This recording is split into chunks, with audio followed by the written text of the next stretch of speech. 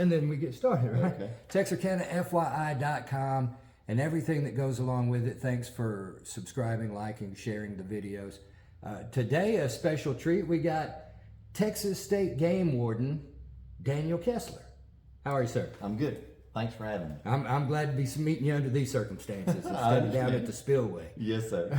Yes, sir. But listen, you got the hunter safety class. Correct. We got all the seasons upon us now, right? We do. That's right. And we have Texas Parks and Wildlife Game Wardens are going to be presenting a hunter safety class this weekend, this Saturday, October 7th, out at the Southwest Center in Texas. Southwest Center, there on 67, or 7th Street. Yes. What are the times? We're going to start at 10. It's a 4-hour class approximately. So we plan on being done around 2, maybe 2:30. Now, is this the one that all the younger hunters have to have? So in order to be certified, a person has to be at least 9 years of age. And after 9 years of age, a person can legally hunt as long as they're accompanied by somebody who has taken the class or somebody who doesn't have to have it. Now, once somebody gets to be at least 17, it doesn't matter how many people they're hunting with, they have to have taken the class. I got you. Now, this particular class that we're having Saturday is what's called the field portion or the field course portion of the hunter ed class. And in order to be eligible to take this class on Saturday, a person has to go to the Texas Parks and Wildlife website, which I sent you a link to. Yes, sir. And a person would register there, and they go online and they take a series of free quizzes. They bring those quizzes with them the day of the class, and then like I said, we do the field portion there of the course. Right on. So that's what we'll do. And after we'll do this video, but I'll get something written up later this evening and with the links and all that, and we'll share that around everywhere. So how do the seasons run in Texas? Bow season opens first, right? Correct. And bow season opened this past Saturday, September 30th. We're hunting. We're in it. We're in it right now. Okay. And squirrel season also opened Sunday, October 1st. So Okay. yeah, so we're I like squirrel hunting. okay. Well, you can kind of stalk the woods, move around a little bit. I never got into that sit still. I get it. Yeah, Can't that's pee in the true. woods. I mean, Yeah, I get it. but tell me, do you ever? Because I've seen this, Okay. and I'm no game warden Okay. or any kind of investigator, but when you see somebody posing with, an alligator, Okay. or a deer that they shot with short sleeve and short pants. Sure. Do you ever make any busts off social from people posting stuff on social media and you just kind of show up and knock? Sometimes. Yeah? Yeah, sometimes. Most of the time when we get tips that way, a lot of times it doesn't really amount to anything. It's totally a legal kill. But every now and then there's something to it. Well, there's just some curious things that I'm curious. When you hit a deer with your car, Don't pick it up and take it home. no. No. That's a question that we get a lot. Well, and that was a question I was asked not 15 minutes ago. That's a question we get a lot throughout the year. It's illegal to possess a game animal, which a white-tailed deer is. Sure. It's illegal to possess a game animal that was not legally harvested. And hitting one with a car is not a legal means. That's a traffic accident. Now, a lot of times, a game warden may donate that deer to you if he or she doesn't think anything fishy is going on. So, we don't want that meat to go to waste. But at the same time, we don't want people. It needs to be It documented. needs to be documented because if So at least you call the law, get the game That's wardens right. involved, and then go from there. That's correct. Because if you hit a deer and you take it home and your neighbor sees you cleaning it, they're going to call us and we're. Well, would it be a crime if you hit a deer and you're like, well, I can keep going, you just roll on and never report it? As far as Parks and Wildlife Code is concerned, yes. Really? That would be perfectly fine to do. Okay. Now, your insurance company may want a police report, or DPS may want you to document it. So, anytime there's an accident involved, I'd encourage somebody to stop and make that phone call and see if anybody needs to make a report. Now, sometimes they may just let you do the self-reporting thing. Tell me about hogs and coyotes. Okay, what would you like to know? A lot of folks, I mean, they're tearing up the land, they're killing the chickens. I mean, so they're they're the problems. True and a lot of enough. folks go out and hunt them. What are the rules on that? Well, as far as hogs, most people, you're right, don't like the feral hogs because they can be very, very destructive. However, some people, that don't necessarily have farmland, kind of like them because they give people an opportunity to hunt year round. So hogs can be, good and bad. As far as the hunting of feral hogs is concerned, you can do it year round, day or night. You do not have to have a hunting license as long as you're on private property where you have permission to be, obviously. Now, if you're hog hunting on... You couldn't be on core land. Right? Now, if you're on public land like core property, you can still do it year round, but you do have to have a hunting license. Okay. Now, whether you're on public or private property and you're pig hunting or hog hunting, hunter ed still applies. So like that class we're having Saturday. The field class, yeah. Yeah. So, again, the field class happening Saturday, Correct. October 7th, Southwest Center, 10 a.m. Correct. Starting at 10 a.m. So take advantage of this.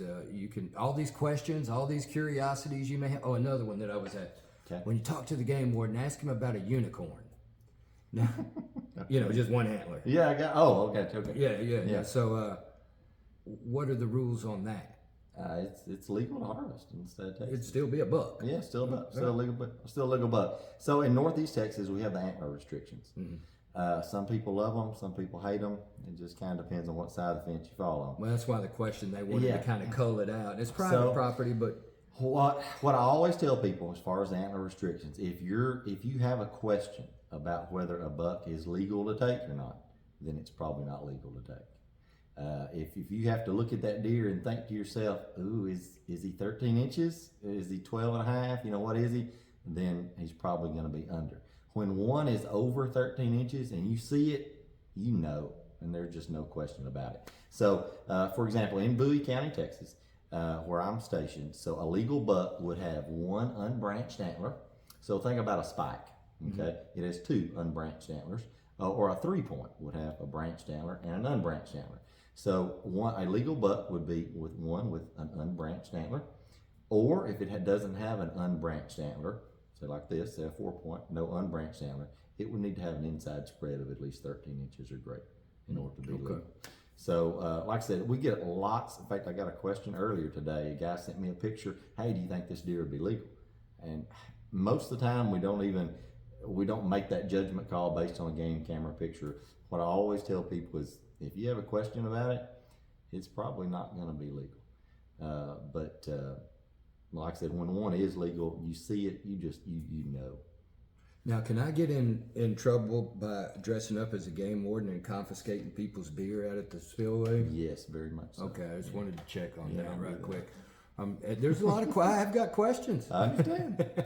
Hey, that's a very good point. And that's what we want people, on a serious note, we do want people to ask questions. Well, and that's what I was going to say. I mean, Game Warden Officer Kessler, I'm not sure how to... Either way works. What's appropriate there, but he's like, here's my cell number. You ever got a question? And then when I called it, I got your voicemail. It's like, if you have any questions, Sure. I'm available anytime. And I thought that was really... Yeah, we want a lot of people are scared of the game warden. True enough. But the game warden can tell you exactly where the good stuff is, what to do, how to what you can and can't get away with.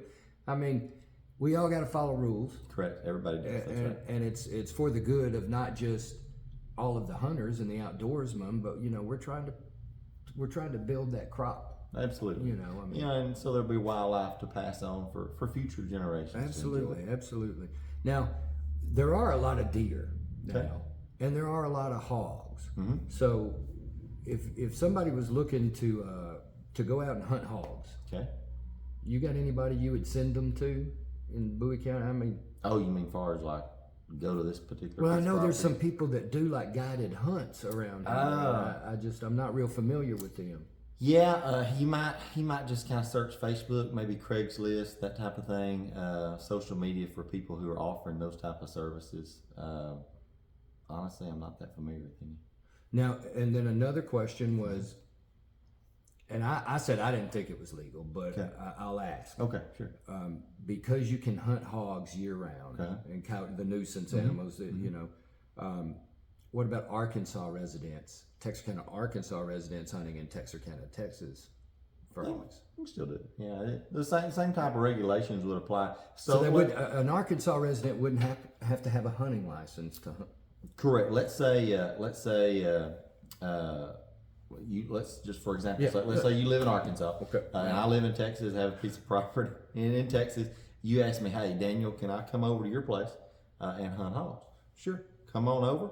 because you're on private property in Texas where you have permission to hunt, you would not be required to have a hunting license. Hunter ed would still apply. Now, let's say if you took Hunter ed, October 7th. that's right. If you took Hunter ed in Arkansas, that's fine. We honor it. Okay. But Hunter ed would still apply. Right on. Anything that you'd like to add? I mean, while we're sitting here talking to the public, You know, we talked about asking the questions, and I gave you my phone number as a Texas Game Warden. Our numbers are public. You can go to the Texas Parks and Wildlife website, click on the county that you're going to be hunting in, and find all the game wardens' phone numbers that are listed there. Like I said, we want people to ask questions. If you're unsure about something, take the time to find the answer or ask the question before you ever go hunting. Yeah, and that's what I found out from years being outdoors and dealing with game wardens. They're not out here trying to bust you. They're out here trying to maintain, and Absolutely. so they're here not just for the animals but for the hunters too. So take it, which brings up what do I want to say? Sniping, poaching. Okay. You know, we have a lot of poaching around here. How do you guys go about dealing with that? It's an uphill battle every year, and it seems like it starts earlier and earlier every year. You know, there are two game wardens stationed in Bowie County, Texas. That's a huge county too. Me and my partner Chad McKinney.